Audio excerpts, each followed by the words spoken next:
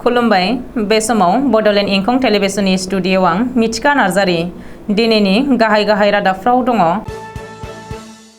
आसाम सरकारा 44,703 बिजाथिफोरनो साख्रिनि थिसनथाइलाय गथायबाय। जन्मनि राभानि केस नगाव सदर थानानि बारग' असि मनज राजबंसीखौ सासपेन्ड। बिलासिपारायाव दुथाङा सासे फालांगिरिखौ गावथारदों। भाइजाननि सह'खौ नैथि खेबनि थाखाय पस्टमर्टेम खालामगोन। बिटिआरनि सा 23 खौरांगिरिफोरा जायगा दावबायहोनो सायख'जादों। निउ बङाइगाव रेल स्टेशनाव गोबां बिबांनि गान्जा आरो पिस्तल बोखांनो हादों। सिलचराव 14 बोसोर बैसोनि हिन्जावसाखौ दोलोआरि जिनाहारि 3 हमजाबाय। रुपहि भिएचडिसिआव PMAY न' होनायनि मुङाव जाख्ल'नायनि अजद। 9 बोसोर बैसोनि फिसाज्ला गोनां बिहुला नार्जारिया गुजरातनिफ्राय गुबुन हौवाजों खारनानै दङ। हाग्रा बिफाननि सिग्रोमनायाव बासबारि रेन्जआव सासे दंफां फालांगिरि हमजादों। दानिया फैदिनि आबुं रादाबाव।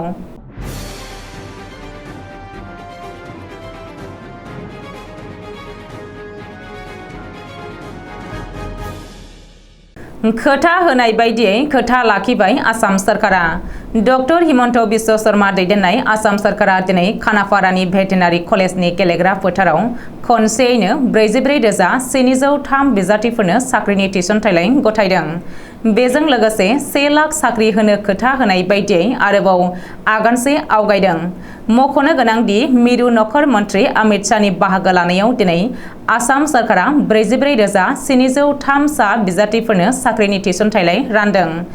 डक्टर हिमन्त बिश्व शर्मा दैदेननाय जथायारि सरकारा आबुं 2 बोसोर जानायजों लोब्बा लाखिनानै खुंनाय हाबाफारियाव रोजा रोजा लाइमोनफोरनो दिनै साख्रिनि थिसनथाइलाय रानदों।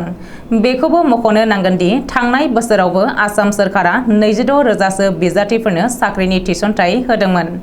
बेनि उनाव दिनै आरो 44,703 सा बिजाथिफोरनो थिसनथाइलाय होदों। बबेखानि बे हाबाफारियाव मिरु नखर मन्त्रि अमित शाह, गिबि मन्त्रि डक्टर हिमन्त बिश्व शर्माजों लोगोसे आसामनि गोबांसा केबिनेट मन्त्रि, आसाम सरकारनि गोजौ थाखोनि मावख'गिरिफोर, साख्रिनि थाखाय सायख'जानाय रोजा रोजा लाइमोनफोर आरो दिथागिरिफोरा बाहागो लादों। बावैसो रिजार्भ क्लज खालामजानाय नगाव सदर थानानि असि मनज राजबंसीखौ साख्रिनिफ्राय सासपेन्ड खालामबाय। DGP जिपि सिंहनि बोथोन बायदियै मनज राजबंसीखौ सासपेन्ड खालामनाय जादों। मख'नो गोनांदि SI जुनमनि राभाया लामा जाब्रबथायाव सोमोनांथावै जिउ गोमानाय जाथायाव मनज राजबंसीनि मुङाबो सरजाबफादों। बेनि उनावनो नगाव सदर थानानि असि मनज राजबंसीखौ साजा महरै रिजार्भ क्लज खालामनानै नगाव सदर थानानिफ्राय आसाम पुलिसनि गाहाय मावख'आव ट्रेन्सफार खालामदोंमोन।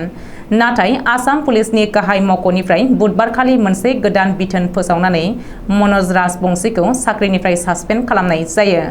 बबेखानि लखिमपुराव नकल सना फालांगिरिखौ हमनो थांनाय जुनमनि राभाया आजगर आली मुंनि सुरां फालांगिरिखौ उदां खालामनायनि थाखाय 6 लाख रां घुस लादोंमोन आरो बे रांनि बाहागोखौ गुबुन पुलिस अफिसारफोरजों लोगोसे असि मनज राजबंसीनोबो होदोंमोन होननानै अजद सिखांदोंमोन। आरो बे जाथाया CIDनि नायबिजिरनायाव सोराङाव फैदों। बे अजद होनायखौ बिथा खालामनानैनो मनज राजबंसीखौ हेडक्वार्टार क्लज खालामनायनि उनाव बुधबारखालि साख्रिनिफ्राय सासपेन्ड खालामनाय जायो। बिलासिपारायाव दुथाङा सासे फालांगिरिखौ गुलि गावदों। पइन्ट ब्लेंक रेन्जनिफ्राय सासे फालांगिरिखौ गावथारदों।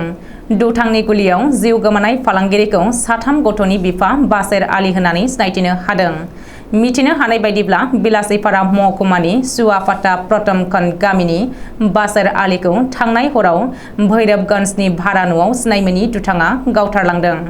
मख'नो गोनांदि बासेर आलीया JCB, पगलेन्ड, डाम्पार, अन्थाइ बायदिनि फालांगिरि मावोमोन। बे जाथायनि बागै खौरां मोननाय लोगो लोगो पुलिस बिफाना जाथायसालियाव थांनानै बेनि बागै नायबिजिरनो जागायदों। रिपर्ट बायदिब्ला बासेर आलीनि गोथै सह'नि साखाथियाव पुलिसा थरसे खालि कार्टिज बोखांनो हादों। ओरैहाय थांनाय हर गेजेराव जानाय बे जाथाया बिलासिपारायाव बयखौबो गिखांहोदों आरो बे जाथायनि दायनिगिरिखौ थाबैनो हमनानै गोख्रों साजा होनो दाबि खालामनानै जायगानि सुबुंफोरा बिलासिपारा पुलिस थानाखौ घेराव खालामदों। भाईजान आहमेदनि गोथै सह'खौ खबरनिफ्राय जावखांनानै कलकातायाव लांबाय। कलकातायाव नैथि खेबनि थाखाय पस्टमर्टेम आनजाद खालामगोन भाईजाननि सह'खौ। बेनि थाखाय भाईजाननि बिमा बिफाया कलकाता पुलिसनि दैदेननायाव बुधबारखालि उरांजों फिसाज्लानि सह'खौ कलकातायाव लांदों। रिपर्ट बायदिब्ला भाईजान आहमेदनि गोथै सह'आ कलकातायाव सौहैफिननायनि उनावनो रैखाथिनि राहाखौ गोख्रोंसिन खालामदों। सुलुङाव फोरमायथिनाय बायदिब्ला खबरनिफ्राय जावखांनानै लांनाय भाईजान आहमेदनि गोथै सह'खौ फैगौ सनिबारखालि कलकातायाव पस्टमर्टेम आनजाद खालामफिननाय जागोन। दिल्लीनिफ्राय फैनाय फरेनसिक टीमआ भाईजानखौ पस्टमर्टेम आनजाद खालामफिनगोन। गोजौ बिजिरसालिनि सानै सोरखारि उकिलनि मेगन सिगाङावनो भाईजान आहमेदनि सह'खौ फिन पस्टमर्टेम खालामनाय जागोन। बबेखानि कलकातानि नील माधव सेन लामानि साखाथियाव थानाय मेडिकेल कलेज हस्पिटालनि मार्गआव भाईजान आहमेदनि सह'खौ नैथि खेबनि थाखाय पस्टमर्टेम आनजाद खालामगोन होननानै मिथिनो हादों। गुबुन गुबुन बोसोरफोराव एबा गुबुन गुबुन समफोराव जेरै आसाम सरकारा खौरांगिरिफोरखौ जायगा बेरायनो एबा दावबायहोनो थाखाय खाबु होबोदों, थिग बेबायदिनो देग्लाय बोसोराव बिटिसि सरकारा बिटिआरनि मोनब्रै जिल्लानिफ्राय गासै सा 23 खौरांगिरिफोरखौ जायगा दावबायहोनो सायख'दों। जायफोर खौरांगिरिफोरा आसाम सरकारनि मिथिहोनाय आरो सुबुं फोनांजाब बिफाननिफ्राय खौरांगिरिनि गनायथि मोननाय बिसोरखौल' खाबु होनाय जादों। सोलिफु बोसोर 2023 नि 11 जुननिफ्राय 20 जुनसिमहालागै सोरखारनि खरसजों दावबायहोनाय जागोन। त्रिपुरा आरो नागालेन्डनि माखासे थावनियाव दावबायहैनो खाबु होदों बिटिसि सरकारा। सायख'जानाय खौरांगिरिफोरनि मुङा फारियै क'क्राझार जिल्लानिफ्राय सा-7 प्रीतम ब्रह्म चौधुरी, किशोर सरकार, जायख्लं ब्रह्म, हरिशंकर ठाकुर, मुस्ताफा हुसेन, हाफिजुर रहमान आरो शंकर चौधुरी। चिरां जिल्लानिफ्राय सा-6 हेमेन शर्मा, बर्णाली तालुकदार, प्रिगुमनि रय, दुर्लभ तालुकदार आरो प्रानजित कुमार रय। बाक्सा जिल्लानिफ्राय सा-5 अमल दास, बिनय कुमार बर', मनहर राजबंशी, बापुराम बर' आरो आनन्द कुमार रामसियारि। अदालगुरिनिफ्राय सा-5 नबकुमार डेका, गुनजित दास, प्रफुल्ल कुमार बर', नारायण डेका आरो गणेश डेका। आथिखालाव रेलजों हान्थिनायनि खाबुआव गोबां आयेन बेरेखा फालांगिरिफ्रा जायगा मोनबोदों। बुधबारखालि निउ बङाइगाव रेल स्टेशननि प्लेटफर्म नम्बर 1E आव 15657 नम्बर ट्रेननि मोनसे बगियाव टयलेटनि खाथियाव गोग्लैसोनानै थानाय बेगफोरखौ सिग्रोमनानै रेलवे प्रटेक्शन फोर्स एबा आरपिएफआ गासै 7,33,000 रां बेसेननि गान्जा जब्द खालामनो हादों। अदेबानि बे आयेन बेरेखा हाबा मावग्रा रावबो स्मागलारखौ आरपिएफआ एरेस्ट खालामनो हायाखै। अब्लाबो नाथाय रेलवे पुलिसआ ट्रेननिफ्राय गान्जानि पेकेटफोरखौ बोख्लायहोयो। गुबुन मोनसे अपारेशनाव गभर्नमेन्ट रेलवे पुलिस आरो सिबिआइनि मोनसे हानजाया निउ बङाइगाव रेल स्टेशनाव जथायै सिग्रोमनानै गंसे पिस्तलजों लोगोसे थर-10 गोगो गुलिखौ जब्द खालामनो हादों। 15657 नं आफ ब्रह्मपुत्र मेल रेलगारिनि गंसे डाब्बानिफ्राय पिस्तल आरो गुलिखौ बोखांदों। सिबिआइनि एसआइ दिगम्बर डेका आरो जिआरपिनि हानजाया बे अपारेशनखौ खालामदोंमोन। बबेखानि रेलगारियाव हाथियार बोखांनो हानाय जाथायजों लोब्बा लानानै सानै सुबुंखौ हमनानै बे जाथायनि सायाव नायबिजिरनो लादों होननानै मिथिनो हादों। खोला आसाम बराक सेरफांनि काछार जिल्ला सदर सिलचर नोगोराव दोलोआरि जिनाहारिनि खौराङा बयखौबो सोमोनांहोदों। सिलचर नोगोरनि रांगिरखारि टाउन पुलिस थानायाव हिन्जावसानि नखरनिया गोमानायनि एफआइआर होदोंमोन थांनाय समबारखालि मोनाबिलि समाव। केसखौ रेजिस्टार खालामखांनानै पुलिसआ मबाइल नेटवर्किंनि जोहै 24 घन्टा उनाव जाय जायगायाव हिन्जावसाखौ जोबथेनानै दोनदोंमोन बै जायगायाव पुलिसआ सौहैयो आरो 22 बोसोर बैसोनि 3 रेपिस्टखौ एरेस्ट खालामनो हादों होननानै काछारनि एसपि नुमल महन्तआ खौरांगिरिनि सिगाङाव मिथिहोदों आरो लोगोसेनो पक्स' आयेननि जोहै 3बो जिनाहारि खालामग्रा दायनिगिरिखौ साजा होनाय जागोन होननानै फोरमायबावदों। इउपिपिएल दोलोनि बिएसडिसिनि चेयारमेन हेमन्त बसुमतारी आरो मेम्बार साहानुर हक जुरान आलीमोननि सायाव पिएमएवाइ न' होनायनि मुङाव जाख्ल'नायनि गोख्रों अजद सिखारदों। रुफुहि सामु हाथाइ बिजडिसिआव न' होनायनि मुङाव गोबां रायजो राजानिफ्राय गोबां रां बिनायनि अजद 22 नं कक्लाबारि बियाबनि रुफुहि सामु हाथाइ बिजडिसिनि बेन्दोङाव थानाय फकालागि गामिनि गासै मुलाम्फागिरिफ्रा PMAY न' मोनदोंमोन। PMAYनि न' लुनायाव सोनाय जब कार्डनि रां न' मोनगिरिफोरनि उल्थायै गुबुन सुबुंनो होनायखौ लानानै रागा जोंदों रायजोफ्रा आरो गं 15 निफ्राय गं 20 न' मोनगिरि नखरनि रागा BTR सरकारनि हेंथायै 15 बोसोर बैसोनि हिनजावसानो जब कार्ड होनानै रां होदों बिजडिसिनि मेम्बारा।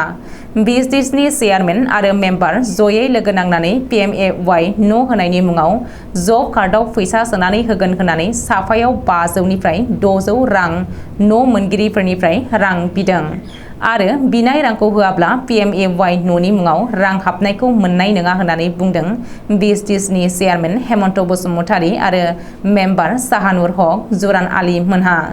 फोरमायनाय बायदिब्ला गरिब न' मोनगिरिफोरा बिनाय रांखौ हरनो गोनां जादों आरो सोरबाबा बायदि मुवा बेसाद फाननानैसो रांखौ हरनो गोनां जादों होननानै फोरमायदों।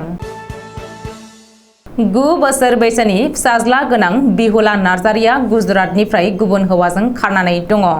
मिथिनो हानाय बायदिब्ला गसाइगाव महकुमानि सिङाव थानाय जानालिगाव गामिनि थागिरि खान्थालु नार्जारिनि बिसि बिहुला नार्जारिया फिसाय आरो 9 बोसोर बैसोनि फिसाज्लाखौ गारनानै गुबुन हौवाजों खारलांदों।